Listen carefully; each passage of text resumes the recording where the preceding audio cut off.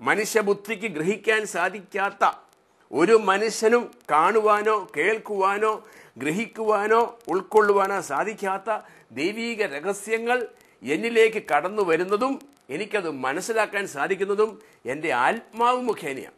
അപ്പോൾ ആ ആത്മാവ് ആദത്തിൻ്റെ പാപത്തിലൂടെ എല്ലാ മനുഷ്യരും ജനിക്കുമ്പോൾ ആ ആത്മാവ് മരിച്ചു കിടക്കുക.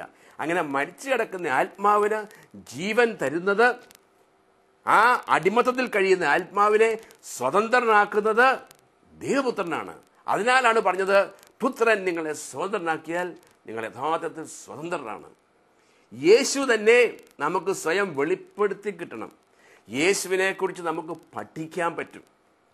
യേശുവിനെക്കുറിച്ച് നമുക്ക് നമ്മുടെ ബുദ്ധി കൊണ്ട് നമുക്ക് നമ്മുടേതായ കാഴ്ചപ്പാടുകൾ ഉണ്ടായിരിക്കും. ഓരോ മനുഷ്യനും അവൻ്റെതായ കാഴ്ചപ്പാടുകളും അവൻ്റെതായ വിശ്വാസങ്ങളും ഒക്കെ ഉണ്ട്.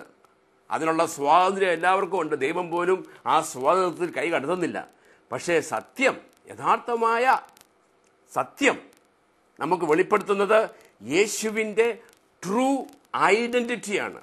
യേശുവിൻ്റെ യഥാർത്ഥമായ ആ വ്യക്തിത്വമാണ്. ആരാണ് യേശു?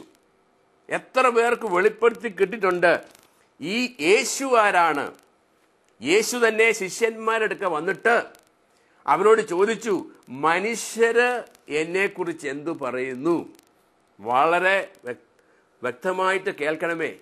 അവിടെ യേശു ശിഷ്യന്മാരോട് ചോദിക്കുകയാണ്, മനുഷ്യര് എന്നെക്കുറിച്ച് എന്തു പറയുന്നു? അവിടെ മനുഷ്യർ എന്ന് ഉദ്ദേശിക്കുന്നത് ശിഷ്യന്മാരല്ല. ശിഷ്യന്മാരോടാണ് ചോദിക്കുക, മനുഷ്യര് എന്നെക്കുറിച്ച് എന്തു പറയുന്നു? അതായത് എന്നെ സ്വീകരിക്കാൻ ബുദ്ധിമുട്ടുള്ള, എന്നെ തിരസ്കരിച്ച് കളയുന്ന, എന്നെ നാഥനും കർത്താവും രക്ഷകനുമായിട്ട് അംഗീകരിക്കാത്ത, ഞാൻ ദൈവപുത്രനാണെന്ന് വിശ്വസിക്കാത്ത ഈ മനുഷ്യര് എന്നെക്കുറിച്ച് എന്തു പറയുന്നു? അവർ പറഞ്ഞു, മനുഷ്യർ പറയുന്നു, നീ ജെറമിയ പ്രവാചകനോ എലൈജായോ സ്നാപയോഹന്നാനോ ഏതോ ഒരു പ്രവാചകനാണ്. ആ മനുഷ്യർ പറഞ്ഞത് അവരുടെ ബുദ്ധി കൊണ്ട് അവരാലോചിച്ചെടുത്തിട്ട് പറഞ്ഞതാണ്. ആ സമയത്ത് യേശു ശിഷ്യന്മാരോട് ചോദിക്കുകയാണ്, എന്നാൽ ഞാൻ നിങ്ങളോട് ചോദിക്കുന്നു, ഞാൻ ആരാണെന്നാണ് നിങ്ങൾ പറയുന്നത്? അതിന് ഉത്തരം കൊടുക്കേണ്ടത് ശിഷ്യന്മാരും മനുഷ്യരാണെങ്കിലും ആ ശിഷ്യന്മാര് അതിനുത്തരം കൊടുക്കേണ്ടത്, സ്വാഭാവികമായ മനുഷ്യന്റെ ചിന്തയിൽ ഉത്തരം കൊടുക്കേണ്ടത് എൻ്റെ നാട് പ്രിയപ്പെട്ടവരെ, അവർക്ക് പറഞ്ഞാൽ മതിയായിരുന്നു, നീ നസറത്തുകാരനായ യേശുവാണ്, നിന്റെ പിതാവ് ഔസേപ്പാണ്, നീ മറിയത്തിൻ്റെ മകനാണ് എന്നൊക്കെ പറഞ്ഞാൽ മതിയായിരുന്നു. അങ്ങനെയാണ് പറയേണ്ടതും. എന്നാൽ ഇവിടെ ഇതാ പത്രോസ് ഒരു സംഗതി പറയുന്നു, നീ ജീവിക്കുന്ന ദൈവത്തിൻ്റെ ക്രിസ്തുവാണ്. ഇത് ഈ പത്രോസിനോട് ആര് പറഞ്ഞു കൊടുത്തു? യേശു പറഞ്ഞു കൊടുത്തിട്ടില്ല, ഒരു മനുഷ്യനും പറഞ്ഞു കൊടുത്തിട്ടില്ല. കാരണം ഇതാർക്കും വെളിപ്പെടുത്തി കിട്ടിയിട്ടില്ല. എന്നാൽ പത്രോസ് പറയുന്നു, ഈ എൻ്റെ മുമ്പിൽ നിൽക്കുന്ന ഈ ഔസേപ്പിൻ്റെയും മറിയത്തിൻ്റെയും മകനായ നസറത്തുകാരനായ യേശു എന്നറിയപ്പെടുന്ന ഈ യേശു ജീവിക്കുന്ന ദൈവത്തിൻ്റെ പുത്രനായ ക്രിസ്തുവാണ്. അപ്പോഴാണ് യേശു പറഞ്ഞത്, ശിമയോനെ നീ ഭാഗ്യവാൻ. എന്തുകൊണ്ടെന്നാൽ ഇത് നിനക്ക് വെളിപ്പെടുത്തി തന്നത് മനുഷ്യരല്ല, മാംസരക്തങ്ങളല്ല, മനുഷ്യരല്ല, മനുഷ്യന്റെ ബുദ്ധിയല്ല, നിന്റെ പഠനമല്ല. നീ 3 വർഷം എൻ്റെ കൂടെ ജീവിച്ച് എൻ്റെ കൂടെ നടന്ന് എന്നെ കേട്ടും എന്നെ കണ്ടും എന്നെ പരിചയപ്പെട്ടും നിനക്ക് കിട്ടിയ ഒരു ബോധ്യമല്ലിത്. ഇത് നിനക്ക് വെളിപ്പെടുത്തി തന്നത് പിതാവായ ദൈവമാണ്. ആകയാൽ ശിമയോനെ നീ ഭാഗ്യവാൻ. ആ ശിഷ്യന്മാരെ നോക്കി കർത്താവ് പറഞ്ഞിട്ടുണ്ട്, ഞാൻ നിങ്ങളോട് പറയുന്നു, നിങ്ങളുടെ കണ്ണുകൾ ഭാഗ്യമുള്ളവ, എന്തുകൊണ്ടെന്നാൽ അവ കാണുന്നു. നിങ്ങളുടെ കാതുകൾ ഭാഗ്യമുള്ളവ, എന്തുകൊണ്ടെന്നാൽ അവ കേൾക്കുന്നു. സത്യമായി ഞാൻ നിന്നോട് പറയുന്നു, അനേക പ്രവാചകന്മാരൊക്കെ, ഞാൻ വരുന്നതിന് മുമ്പ് ജീവിച്ചിരുന്ന പ്രവാചകന്മാരൊക്കെ നിങ്ങൾ കാണുന്നത് കാണുവാനും നിങ്ങൾ കേൾക്കുന്നത് കേൾക്കുവാനും ആഗ്രഹിച്ചിട്ടുണ്ട്. പക്ഷെ ഇന്ന് ഞാൻ നിങ്ങളുടെ മധ്യത്തിലേക്ക് വന്നപ്പോൾ ദൈവീകമായ കാര്യങ്ങൾ, സ്വർഗീയമായ കാര്യങ്ങൾ കാണുവാൻ തക്കവണ്ണം നിങ്ങളുടെ കണ്ണുകൾ തുറന്നിരിക്കുന്നു, നിങ്ങളുടെ കാതുകൾ കേട്ടിരിക്കുന്നു. അതിനാൽ ഞാൻ പറയുന്നു, നിങ്ങളുടെ കണ്ണുകൾ ഭാഗ്യമുള്ളത്, നിങ്ങളുടെ കാതുകൾ ഭാഗ്യമുള്ളത്. പ്രിയപ്പെട്ടവരെ, എന്നെ കണ്ടുകൊണ്ടിരിക്കുന്ന പ്രിയപ്പെട്ടവരെ, യേശു നിങ്ങളെ നോക്കി അത് പറയുമോ? നിങ്ങൾ സ്വർഗീയമായ കാര്യങ്ങൾ കാണുന്നുണ്ടോ? നിങ്ങൾക്ക് പഠിക്കാൻ പറ്റും, പഠിക്കാൻ പറ്റും, മറ്റുള്ളവരെ പഠിപ്പിക്കാൻ പറ്റും. പത്രോസിന് കിട്ടിയ ഈ വെളിപാട് നമുക്ക് കിട്ടണം. ഇത് പത്രോസിന് മാത്രമുള്ളതല്ല. കാരണം പിന്നീട് ക്രിസ്ത്യാനികളെയൊക്കെ പീഡിപ്പിച്ച് നടന്ന, ക്രിസ്ത്യാനികൾക്കെതിരായി പ്രവർത്തിച്ചിരുന്ന സാവൂൾ എന്നറിയപ്പെടുന്ന യഹൂദന്മാരിലെ ഒരു പ്രമാണിയായിരുന്ന ടാർസസ് എന്ന സ്ഥലത്ത് സാവൂള് യേശുവിനെ സ്വീകരിച്ചപ്പോൾ അവന് യേശു സ്വയം വെളിപ്പെടുത്തി. യേശു പൗലോസിന് വെളിപ്പെടുത്തി. സാവൂൾ പൗലോസായി മാറി.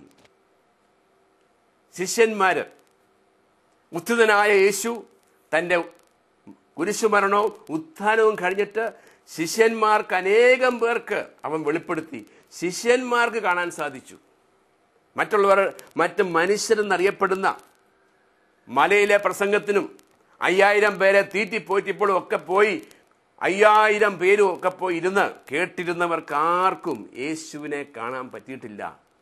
ഞാൻ ഇപ്പോൾ നിങ്ങളോട് പറയുന്ന ഒരു സ്വർഗീയമായ വെളിപാടിലൂടെ ഇവർക്കാർക്കും യേശുവിനെ കാണാൻ പറ്റിയിട്ടില്ല.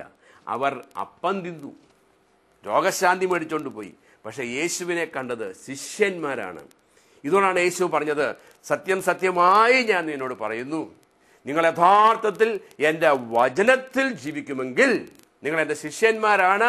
അപ്പോൾ നിങ്ങൾ സത്യം അറിയുകയും ആ സത്യം നിങ്ങളെ സ്വന്തമാക്കും. ആ സത്യം ആരാണ്?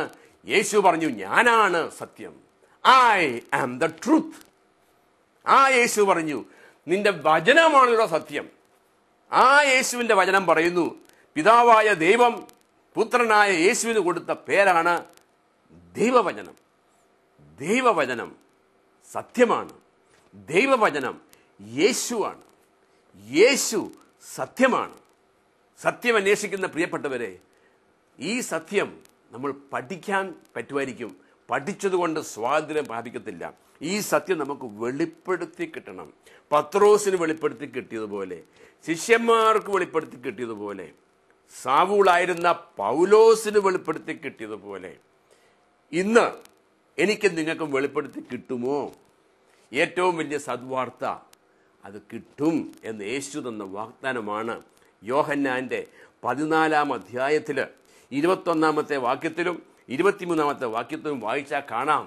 ഒരു പ്രത്യേകമായ ഇംഗ്ലീഷ് ട്രാൻസ്ലേഷനിൽ ഇപ്രകാരം പറയുന്നു, ഹൂ എവർ, ആരെങ്കിലും, who ever obeys my word, to him I will manifest myself. ആരെങ്കിലും എന്നെ സ്നേഹിക്കുന്നെങ്കിൽ നിങ്ങൾ എൻ്റെ വചനം അനുസരിക്കും.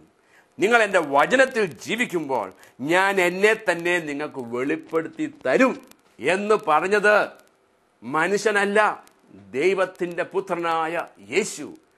അവനിൽ സത്യം മാത്രമേ ഉള്ളൂ. അവൻ നുണയനല്ല.